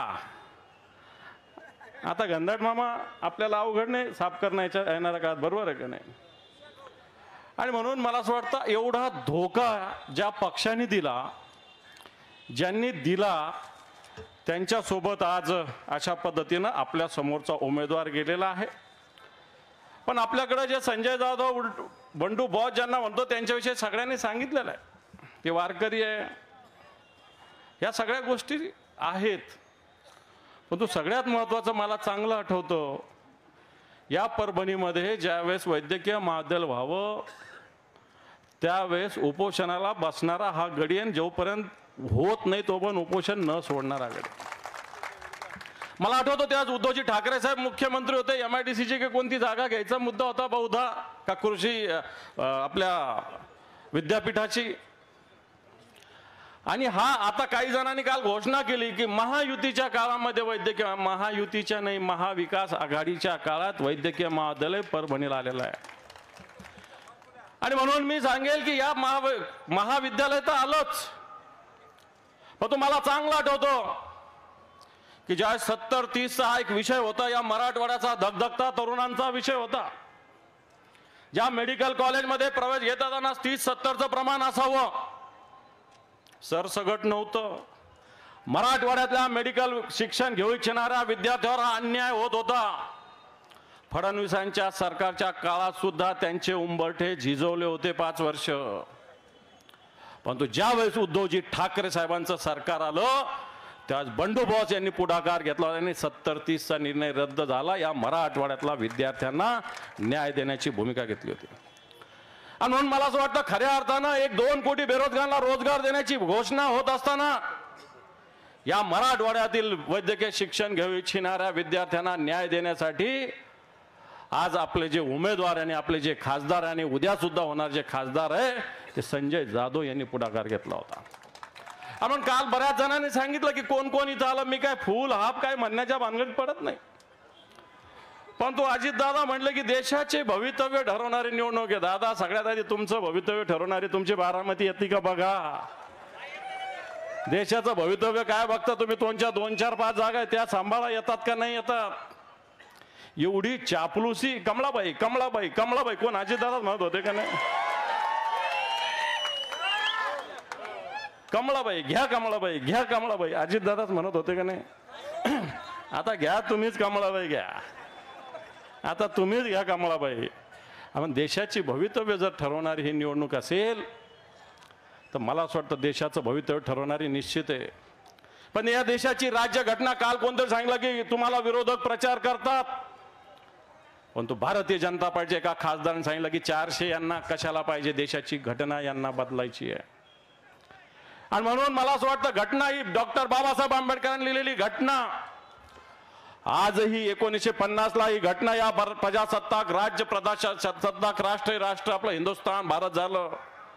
पण ही घटना खऱ्या अर्थानं देशाला नव्हे तर या विश्वाला दिशा देणारी घटना ही बदलण्याचं पाप करण्याचा प्रयत्न भारतीय जनता पार्टी करते. आणि बरेच जण काल सांगितलं की महायुतीचा उमेदवार निवडून आल्यावर खराब रस्ते इथं झालेले ते आम्ही दुरुस्त करू. अरे ही संसदेची निवडणूक आहे. इतक्या दिवस काय झकमारी केली, काय दिवे लावले तुम्ही? होते ना तुम्ही म्हणजे तुमचा दिला तर रस्ते करून, तुमचा नाही दिला तर रस्ते करू. अरे तुम्हाला रस्त्याला लावणारे परभणीची जनता लक्षात ठेवा. आणि म्हणून हेही सांगितलं गेलं की 10 वर्षात नरेंद्र मोदीनं देश विकासाच्या दिशेने नेला. अरे 10 वर्षापूर्वी घोषणा केली होती बहुत हो गई की बार आपकी बार मोदी सरकार. पेट्रोल जे 50-60 रुपये होतं जे 110 रुपयाला गेलेलं आहे. डिझेल आज 90-97 रुपयाला गेलेलं आहे. सर्वसामान्य वस्तूचे भाव घ्या, बाजारामध्ये डाळ घ्या, मावल्यांना विचारा, तेल गोड तेल आज 200 रुपये लिटर गेलेलं आहे. गॅस सिलेंडर जे 450 रुपयाचे 1000 रुपयाच्या वर गेलेलं आहे. आणि जर अशा पद्धतीनं महागाई झाली तर मला वाटतं 10 वर्षात हा विकास झालेला आहे का? 10 वर्षामध्ये या देशाचा हा विकास झालेला आहे का? नुसत्या पेट्रोल पंपावर घोषणा, उज्ज्वला गॅस, किसान क्रेडिट कार्ड. मला इथं बसलेल्या एखाद्या तरी माणसाने सांगावं की याला किसान क्रेडिट कार्ड मिळालं. 2016ला घोषणा केली हर घर छत. 2022 पर्यंत या देशात सगळ्यांना हर घर छत देऊ. आज 2024 झालं, 5% लोकांना सुद्धा छत मिळेल नाही. हर घर जल देऊ सांगितलं, हर घर नल देऊ सांगितलं, पण आज 2024 आहे, आजही जल पण नाही आणि नल पण नाही, अशा प्रकारची स्थिती आहे. नुसत्या खोट्या घोषणा करायच्या. आयुष्यमान योजना सांगायची, कोणाला आयुष्यमान मिळालं, कोणाला 5 लाख रुपये माफ झाले मिळालं, कोणाला दवाखान्यात 5 लाख रुपयाचं बिल झालं आणि माफ झालं. एखादा माणूस उभा राहून सांगा की माझे 5 लाख रुपये माफ झाले. पण खोटाड्या घोषणा या राज्यामध्ये, या देशामध्ये केल्या जातात. म्हणून मला असं वाटतं की येणाऱ्या काळामध्ये अशा पद्धतीनं घोषणा करणारे लोक येण्याची गरज नाही. आज या देशामध्ये भारतीय जनता पार्टीवर ईडी, सीबीआय काम करतं. ज्या लोकांवर भ्रष्टाचार, आता कोणीतरी म्हणलं खाने ना खाने दूंगा लेकिन खेला जो खाएगा उसको ले लूंगा. मला वाटतं वरपुडकर साहेब म्हटले. किती नावं घेता येईल?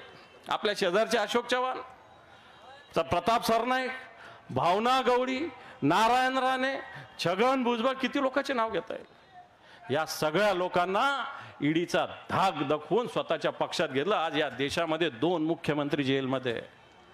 आज झारखंडचे मुख्यमंत्री सोरेन जेलमध्ये, दिल्लीचे मुख्यमंत्री केजरीवाल जेलमध्ये आहेत. आणि एकीकडे भ्रष्टाचाराची गोष्टी करतात. या देशामध्ये जो इलेक्ट्रो बॉन्डचा भ्रष्टाचार झाला, 6000 कोटी एकट्या भारतीय जनता पार्टीच्या खात्यात गेले. 6000 कोटी रुपये. ज्या कंपन्यांना ईडीचा धाक दाखवला त्यांनी इलेक्ट्रो बॉन्ड भारतीय जनता पार्टीला दिले. ज्या कंपन्याला वेगवेगळे काम दिले, या ठिकाणी मेगा इंजिनिअरिंग नावाची कंपनी या महाराष्ट्रामध्ये, मराठवाड्यात सगळ्यात जास्त सौर ऊर्जेचं काम, जवळपास 189 ठिकाणी काम एकट्या मराठवाड्यात दिलं गेलं मेगा इलेक्ट्रिक कंपनीला. आणि याच कंपनीने सगळ्यात जास्त इलेक्ट्रो बॉन्ड भारतीय जनता पार्टीला दिलेले आहे. आणि सगळ्यात जास्त भ्रष्टाचारी पार्टी या देशात कोण असेल तर ती भारतीय जनता पार्टी आहे. म्हणून बांधवांनो, खऱ्या अर्थाने येणाऱ्या काळामध्ये हा देश आज खऱ्या अर्थानं विकासाच्या दिशेने द्यायचा असेल तर जी इंडिया आघाडी निर्माण झालेली, हिच्या मागे आपल्याला उभा राहावं लागेल.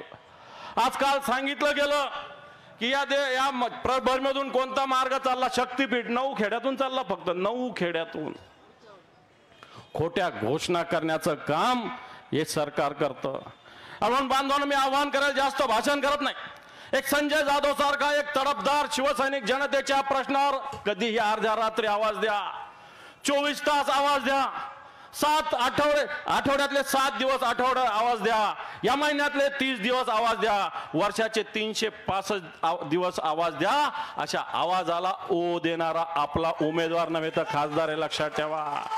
अरे एखादी गाडी पकडली तरी त्याला फोन करणारा खासदार आहे. विकासाच्या कामासाठी तर आहेच, पण एक कडवट निष्ठावान शिवसैनिक. अरे 50 खोके घेऊन अनेक लोक फुटले, यांना ऑफर आली नसेल, आली असेल, पण तो मला असं वाटतं शिवसेना प्रमुखाचा विचार, उद्धवजी ठाकरे साहेबांचं नेतृत्व पुढे घेऊन जात असताना हा परभणी, बरेच जण म्हटले, काल कोणतरी फडणवीस म्हटले की आम्हीच यांना निवडून आलं. अरे तुम्ही कधी पैदा झाले? 1989 पासून शिवसेना या परभणीत निवडून येते. 1989 ला काय मोदी होता का? 1989 ला मोदी होता? 2001 ला मोदी होता का? 2006 ला मोदी होता का? तरी परभणीची जागा शिवसेनेची निवडून येत होती. मोदी विधी झोट. इथं शिवसेना आहे, बाळासाहेब ठाकरेंचा विचार आहे, उद्धवजींचं नेतृत्व आहे. आणि आता येणार काळात पवार साहेबांची साथ, राहुल गांधी, सोनिया गांधी यांची साथ. आणि म्हणून ही साथ घेऊन येणाऱ्या काळामध्ये ज्या दिल्लीमध्ये इंडिया आघाडीचं सरकार आहे, आता कोणतरी सांगितलं राजू राठोडने की देशात भारतीय जनता पार्टी 4-5 राज्यात आहे. 400 पार ही खोटी घोषणा आहे. 400 पार ही खोटी घोषणा आहे. इंडिया आघाडीचं सरकार या देशात येऊ शकतं आणि येणार. आणि ज्या येणार त्या परभणीचा सुद्धा भगवा संसदेत पुन्हा एकदा पाठवा, अशा प्रकारचं आव्हान करतो आणि थांबतो. 2024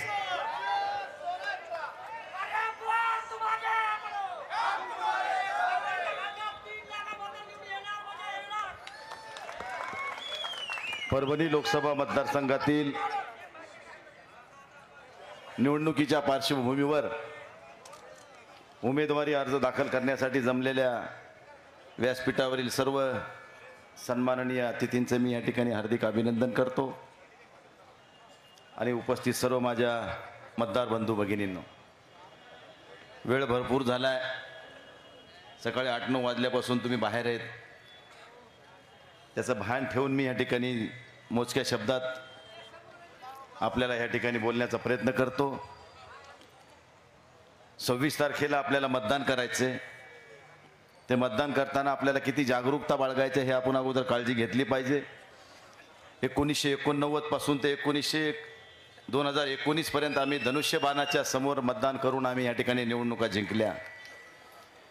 पण ही 2024ची निवडणूक दुर्दैवानं आम्हाला मशाल या चिन्हावर लढावं लागते आहे.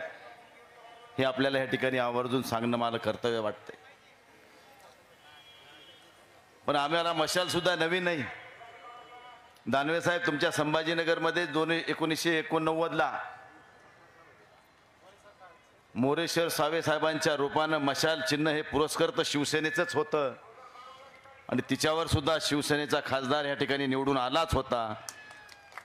आणि परभणीतही शिवसेनेचा खासदार 1989ला निवडून आला होता, ते धनुष्य बाणाच्या चिन्हावर कैलासवासी अशोकराव देशमुखांच्या रूपानं. त्यामुळे हे दोन्ही चिन्ह आमच्यासाठी वेगळे नाहीत. आणि या व्हॉट्सअप, फेसबुकनं, सगळ्या इलेक्ट्रॉनिक मीडियाने सगळं हा चिन्ह प्रत्येकाच्या मोबाईलवर, व्हॉट्सअपवर पोहोचवलेला आहे. पण काही अशिक्षित लोक जे मोबाईल वापरत नसतील त्यांना थोडं जागरूक करणं हे आपल्यासाठी गरजेचं आहे. म्हणून या ठिकाणी या निमित्तानं सांगतो. कालच या ठिकाणी विरोधी उमेदवाराची सभा झाली. राज्याचे 2 उपमुख्यमंत्री या ठिकाणी आले होते. त्यांनी सांगितलं की ह्या ठिकाणी 10 वर्षात काही विकास झालाच नाही. सातत्यानं सत्तेत तुम्ही आहेत, मित्रपक्ष म्हणून आम्ही असताना देखील तुम्ही आम्हाला सवतीचीच वागणूक दिली, हे विसरू नका. परंतु उद्धव साहेब 2.5 वर्षाचे मुख्यमंत्री काळात असताना मित्रांनो, परभणीमध्ये एक नाही तर एक खाजगी आणि एक शासकीय असे 2 वैद्यकीय महाविद्यालय सुरू होणारा परभणी जिल्हा हा महाराष्ट्रातला एकमेव जिल्हा असू शकतो. 70-30चा विषय सांगितला दानवे साहेबांनी. परभणीमधल्या अंडरग्राऊंड ड्रेनेजची 450 कोटीची योजना मंजूर आहे. उद्धव साहेबांच्या काळामध्ये 17 सप्टेंबरला उद्धव साहेबांनी संभाजीनगरच्या हुतात्मा स्मारकाच्या दिवशी ज्या दिवशी जाहीर केलेली घोषणा, ती आजही ती फाईल तशीच दाबून ठेवली. परभणी जिल्हा कृषी विद्यापीठामध्ये क्रीडा संकुलाचा 25 एकरवर क्रीडा संकुल उभं करायचं आहे, त्याची फाईल सुद्धा दाबून ठेवली. वरपुडकर साहेबांनी मुख्यमंत्री उद्धव साहेब असताना आणि चव्हाण साहेब या ठिकाणी सार्वजनिक बांधकाम मंत्री असताना या शहरातल्या रस्त्यासाठी आमदार साहेबांनी, आमच्या राहुल पाटलांनी आणि वरपुडकर साहेबांनी 100 कोटी रुपयाचा निधी या शहरातल्या रस्त्यासाठी आणला, त्याची सुद्धा फाईल दाबून टाकली. म्हणजे कुठलंही काम विरोधी पक्षातल्या माणसाला करू द्यायचं नाही आणि केलं नाही म्हणून इकडून बोंबा मारायच्या पुन्हा हेनीच, म्हणजे उलट्या चोरायच्या बोंबा असं म्हणायला या ठिकाणी हरकत नाही. म्हणून मित्रांनो, हे लोक किती राजा हरिश्चंद्रासारखे बोलतात हे आपण उघड्या डोळ्यानं बघतोय. म्हणून लोकशाहीमध्ये पवित्र दान हे मतदान आहे. ह्या देशामध्ये आपल्याला सत्तेचं परिवर्तन घडून आणायचे आणि महाविकास आघाडीचं सरकार या देशामध्ये पुन्हा एकदा स्थापन करायचं, ह्यासाठी आपण सगळेजण वज्रमूठ बांधून तयार झालेलो आहोत. आणि म्हणून ह्या पार्श्वभूमीवर महाराष्ट्रामध्ये होल घातलेल्या 2ऱ्या टप्प्यातलं मतदान परभणी जिल्ह्यामध्ये आहे. आणि ह्या मतदान प्रक्रियेमध्ये मात्र थोडी पारदर्शकता आणणं आपल्यासाठी मला वाटते महत्त्वाचं आहे. कारण भूलथापा देऊन ह्यांनी आतापर्यंत बरेचदा मतदानं घेतली. ह्यांच्यासोबत आम्ही गेलो. काही लोकांनी सांगितलं, काल बबनराव लोणीकर साहेब माजी मंत्री इथं त्यांनी पत्रकारांना उत्तर देताना सांगितलं की मोदीच्या नावावर काही दगडं बी तरून गेले. मी म्हणलं 2024च्या निवडणुकीचा निकाल लागू द्या, मोदीच्या नावावर तरले का बाळासाहेबांच्या नावावर तरले हे त्या दिवशी आम्ही सिद्ध करून दाखवू. दानवे साहेब म्हणल्याप्रमाणे 1989 पासून ते आज 14 पर्यंत मोदी होतेच का? अरे उलटे तुम्ही बेईमान आहेत. आज देशाचे पंतप्रधान नरेंद्र मोदी ते कोणामुळे असतील तर फक्त वंदनीय शिवसेना प्रमुख बाळासाहेब ठाकरेमुळे, हे विसरू नका. गोधरा कांडानंतर जर त्यावेळेसच अटलजींनी राजीनामा घेतला असता ह्यांचा, तर हे आज आपल्याला पंतप्रधान म्हणून दिसले सुद्धा नसते. हे आधी बाळासाहेबाचे उपकार तुम्ही विसरून गेलात. एवढंच कशाला, ज्यावेळेस काँग्रेसचं सरकार देशामध्ये होतं त्यावेळेस मोदीजी मुख्यमंत्री होते गुजरातचे, आणि त्या काळामध्ये त्यांना सर्वस्वी मदत ह्या देशामध्ये कोणी केली असेल तर त्यावेळेस हे देशाचे कृषी मंत्री आदरणीय शरदचंद्रजी पवार साहेबांमुळे केली. मग ज्यांनी ज्यांनी तुम्हाला मदत केली त्यांचेच तुम्ही पक्ष फोडले, घरं फोडले, हे तुम्हाला लाज तरी वाटायला पाहिजे होती थोडी. अरे ही आपली मराठी संस्कृती आहे, आपण उपकाराची जाणीव ठेवतो. एखाद्यानं आपल्याला उपकार केले तर त्याचे परतफेड करण्याचं आपलं कर्तव्य आपण पार पाडित असतो. पण ह्यांनी कर्तव्य तर पार पाडलं नाही. एक मराठीमध्ये म्हण आहे, ज्याचं खावं मीठ त्याचं करावं नीट. पण आता त्यांनी हे भाजपवाल्याने सगळं बदलून टाकलंय. त्यांनी असं केलंय की ज्याचं खावं मीठ त्याची वाट लावावी नीट. असे उलटे धंदे या ठिकाणी भारतीय जनता पार्टीनं सुरू केले. परंतु एवढं केलं, आता रोज उठलं की टीव्हीवर एकच असते, उद्धव साहेबाचं काय राहिलं नाही ते संपले, पवार साहेबाचं काय राहिलं नाही ते संपले, काँग्रेसचं काय राहिलं नाही ते संपले. मग ते संपले असते तर संपलेल्या माणसाचं नाव कशाला घेता? रोज टीव्हीवर बघा तुम्ही, सकाळ दुपार संध्याकाळ उद्धव साहेबाच्या विरोधामध्ये ते भाजपवाले बोलणारच. संपलेल्या माणसाविषयी बोलायची काही गरज आहे का हो? म्हणजे उद्धव ठाकरेंची उंची वाढलेली आहे आणि ह्यांची उंची कमी झालेली आहे, मतदारांच्या लक्षात आलेलं आहे. अरे एकटी शिवसेना ह्या भारतीय जनता पार्टी बरोबर महायुतीमध्ये होती तर 14ला 42 जागा जिंकल्या आणि 19ला 41 जागा जिंकल्या. आज उद्धव ठाकरे बाजूला गेले, त्यांचा तुम्ही पक्ष फोडला, राष्ट्रवादी फोडली.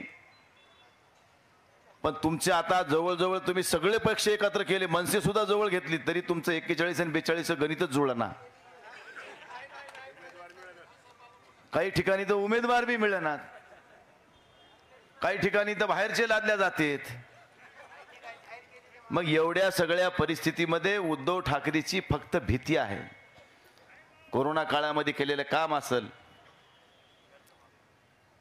त्याचबरोबर 2.5 वर्षाचा कार्यकाळामध्ये ज्या पद्धतीनं प्रामाणिकपणानं उद्धव साहेबांनी या देशामध्ये, या राज्यामध्ये काम केलं, त्याला जागतिक त्याची नोंद घेण्यात आली. शेतकऱ्याच्या कर्जमाफीचा विषय असेल, शेतकऱ्याला दिलेला दुष्काळ असेल, शेतकऱ्याला विमा मिळवून दिलेला असेल, आणि इकडं देवेंद्र फडणवीस साहेबाची 1.5 लाखाची फसवी आणखीनही कर्जमाफी शेतकऱ्याला मिळाली का सांगा इमानदारीनं? पण उद्धव ठाकरेची मिळाली की नाही? मग एवढं प्रामाणिक इथं काय म्हणलं जातंय की तुका म्हणे येते पाहिजे जातीचे येड्या गबाळ्याचे काम नव्हे. उद्धव ठाकरे साहेब हे सामान्य शेतकरी परिवाराशी जुळलेला एक नेता आहे. कसे त्याची जाणीव लागते आहे, ह्याला जाणीवच नाही. हे उद्योगपतींचं सरकार आहे. देशामध्ये आतापर्यंत किती उद्योगपतींचा पैसा माफ केला हे जर तुम्हाला माहिती काढली तर तुम्ही आश्चर्यचकित होताल. शेतकऱ्याची कर्जमाफी द्यायसाठी 1.5 लाखाची कर्जमाफी द्यायची तर नवरा बायको सोबत येऊन ऑनलाईन उभं टाका.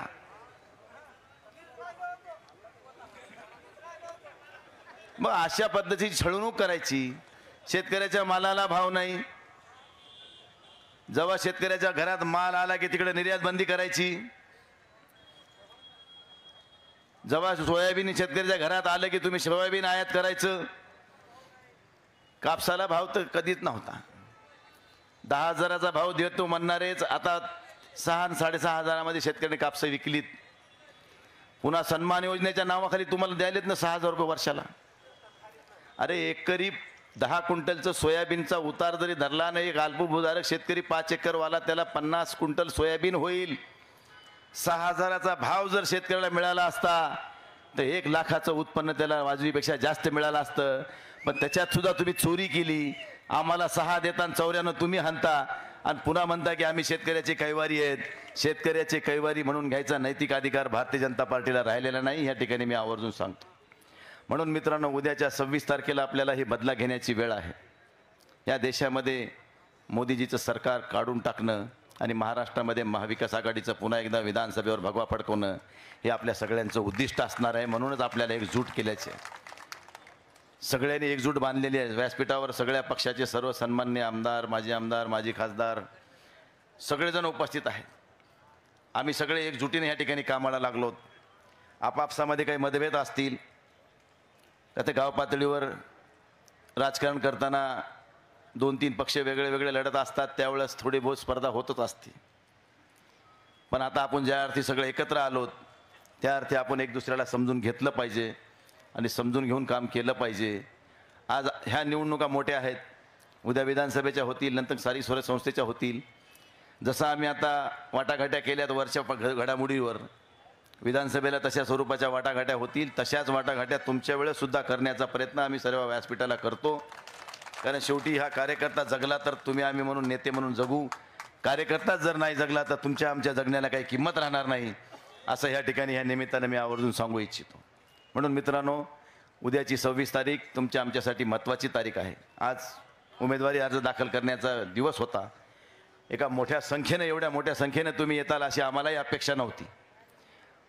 कारण सरकारच्या विरोधात एवढा असंतोष आहे हे आजच्या ह्या रॅलीनं आपल्याला दाखवून दिले तुम्ही. त्यामुळे तुमचं सगळ्याचं अभिनंदन करतो. पुन्हा एकदा 26 तारखेला मशाल चिन्हासमोरचं बटन दाबून हे लोकशाही प्रगल्भ करण्यासाठी आपण आपलं योगदान द्यावं अशा स्वरूपाची विनंती करतो. आणि कुठलाही मनात शंका कुशंका बाळगू नका. माझ्याकडून एखाद्या वेळेस अनावधानानं काही चूक झाली असेल तर त्याबद्दल देखील सगळ्यांची माफी मागतो आणि या ठिकाणी थांबतो. धन्यवाद. जय हिंद, जय महाराष्ट्र. ये न्यूज खबर की हमारे परभनी आज तक के कार्यकारी संपादक बाबरुद्दीन सिद्दीकी, 24/7 माझा महाराष्ट्र न्यूज चैनल के कार्यकारी संपादक Sattar Khan Pathan, the fact today के कार्यकारी संपादक सलीम खान उर्फ जुल्फू सर, परभनी टुडे के कार्यकारी संपादक सैयद अयान, परभनी आज तक के मराठवाड़ा ब्यूरो चीफ सोहेल तांबोली, 24/7 माझा महाराष्ट्र न्यूज चैनल के मराठवाड़ा ब्यूरो चीफ फिरोज खान पठान, परभनी आज तक के जिला प्रतिनिधि सैयद मोबिन सैयद इस्माइल, परभनी आज तक के शहर प्रतिनिधि शेख सद्दाम शेख निज़ाम, 24/7 माझा महाराष्ट्र न्यूज चैनल के जिला प्रतिनिधि शमीम खान पठान, इन्होंने मिलकर मैं हूं सैयद अखिल। आप देखते रहिए मेरे साथ परभनी आज तक। आप हमारे चैनल को सब्सक्राइब करें, सब्सक्राइब करने के बाद बेल आइकन का बटन जरूर दबाएं। उसी के साथ आप हमारे चैनल को लाइक करें, शेयर करें और कमेंट करना ना भूलें। आप हमें Facebook, Twitter, Instagram, Telegram, WhatsApp और यूट्यूब पर भी फॉलो कर सकते हैं। मुझे दीजिए इजाजत।